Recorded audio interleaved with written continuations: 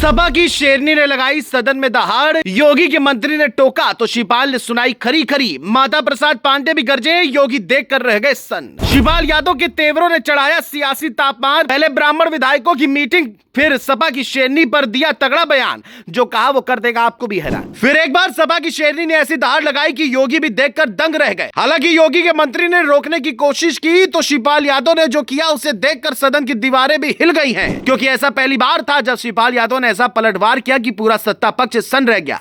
यह कोई साधारण विरोध नहीं था, यह सपा का खुला ऐलान था कि अब चुप्पी खत्म होगी, अब हर सवाल दहाड़ बनकर गूंजेगा। किसानों की पीड़ा, युवाओं की बेबसी और बोलने की आजादी पर लगे ताले लेकर सपा पूरी ताकत से मैदान में उतरी और शिवपाल यादव उस ढाल की तरह खड़े दिखे, जिसे देखकर खुद योगी भी चौंक गए। आखिर क्या हुआ, चलिए जानते हैं। दरअसल सदन में राष्ट्रगीत वंदे मातरम के 150 साल पूरे होने पर चर्चा थी, लेकिन रागिनी सोनकर ने इसे सिर्फ औपचारिक बहस नहीं बनने दिया। उन्होंने साफ कहा कि राष्ट्रभक्ति नारे लगाने से नहीं बल्कि जमीन पर इंसाफ देने से दिखती है। उनकी आवाज में आत्मविश्वास था और शब्दों में चुनौती। उन्होंने किसानों की हालत, युवाओं के रोजगार और बिजली संकट को एक साथ जोड़ते हुए सरकार से पूछा कि जब हालात इतने खराब हैं तो किस बात की वंदना की जा रही है। उनकी बातों से सत्ता पक्ष असहज हुआ और सदन में शोर बढ़ने लगा। रागिनी सोनकर ने जब अभिव्यक्ति की आजादी की बात करते हुए मोहम्मद नाम का जिक्र किया तो सदन में हलचल मच गई। उन्होंने कहा कि इस देश में हर आस्था के नाम लेने की आजादी है, फिर यूपी में डर क्यों पैदा किया जा रहा है। उन्होंने सवाल किया कि क्या यही असली राष्ट्रभक्ति है। इस बयान के बाद सत्ता पक्ष के सदस्य अपनी सीटों से खड़े हो गए,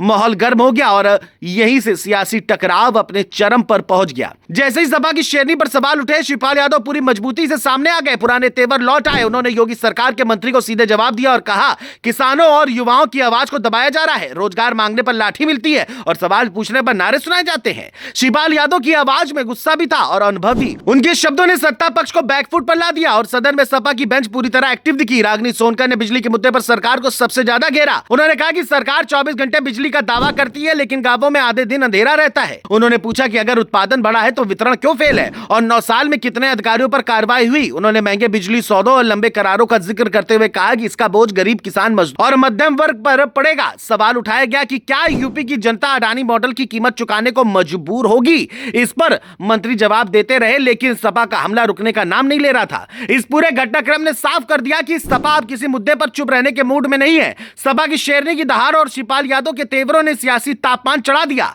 पहले ब्राह्मण विधायकों की मीटिंग का मामला, फिर सदन में यह आक्रामक रुख साफ संकेत है कि आने वाले दिनों में योगी सरकार को हर मोर्चे पर कड़ी चुनौती मिलने वाली है। सदन में जो हुआ वो सिर्फ हंगामा नहीं था, बल्कि एक सियासी संदेश था कि सवाल दगेंगे नहीं और आवाजें खामोश नहीं होंगी। अब देखने वाली बात यह है कि योगी सरकार इन सवालों का जवाब जमीन पर देती है या फिर सदन की यह गर्मी सड़कों तक पहुंचेगी।